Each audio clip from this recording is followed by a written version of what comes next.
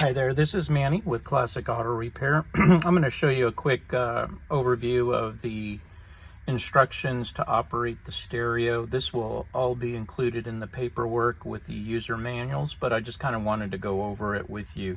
A couple of items. This is again your stereo with push button memory. The outside knobs on these retro radios don't actually do anything. They're for cosmetic use. That's what the tag says. The tag also has the Bluetooth J205, which is the SSID broadcast for Bluetooth.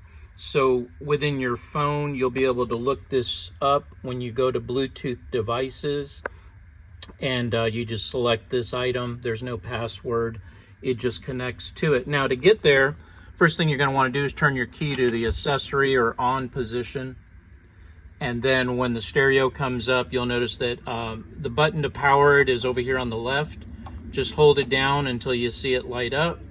It's on FM radio, but we are inside of the steel building right now, so we're not getting a whole lot of reception. Volume, and then tuning over here on the right. If you push down on the right button, it'll give you bass control, treble, balance, and the fader control from front to back. So that's the right button pushed in. Left button is just for power if you want to turn on and off. Now to get to Bluetooth, you hit the auxiliary button, which is located up here in the right hand corner. When you're in the auxiliary mode, you want to make sure that you see a light over here under the speedometer, RPMs. Underneath the tack on the right hand side of the dash cluster, you'll see a little Bluetooth black box. It has its own internal lithium battery, so you don't have to switch it off, but there's a power button right here, a slider.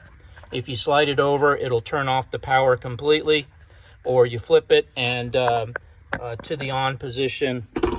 Let me get my flashlight so I can make sure.